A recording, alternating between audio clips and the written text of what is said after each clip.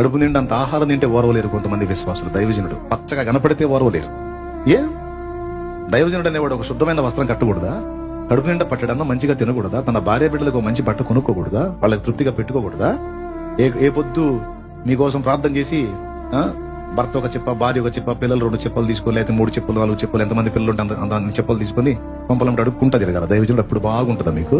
కొంతమంది విశ్వాసుల బుద్ధి దైవజనుడికి అట్లాంటి ఇల్లు ఎందుకు అంటాడు ఒకడు. మరి ఎందులో ఉండాలా? నిలవరమైన నివాసం ఉంటే తప్ప దైవజనుడికి అవసరం దేవుడిచ్చాడు, నిర్మించాడు. అవసరమైతే దైవ సేవకు అవసరమైతే నిర్దాక్షిణంగా దాన్ని బలిపీఠం ఎక్కిస్తాడు.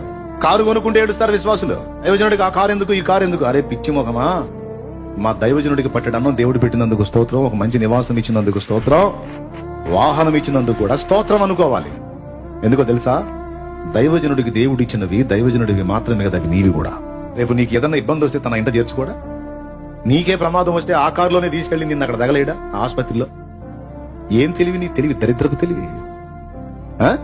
దైవజనుడు ఆశీర్వాదాన్ని చూసి వ్యసన పట్టం ఏందండి? అసలు ఏం మనసు అది? కొంతమంది బుద్ధి, చండాల బుద్ధి. నా బిడ్డలు ఎవరు అట్లా ఉండకుండా మీకు దండం పెడతా. అట్లాంటి సైకాలజీ ఉన్నోళ్ళు యేసు నామంలో నాకు దూరం అయిపోదురుగాక. ఆత్మీయ నాయకుని అభివృద్ధిని చూసి ఏడ్చుకునే రకాలు, ఆ కుళ్ళుకునే రకాల దరిద్రపు హృదయం కలిగిన వాళ్ళు దూరమే అయిపోవాలి. అట్లాంటి శాపగ్రస్తులు ఉండకూడదు నాతో.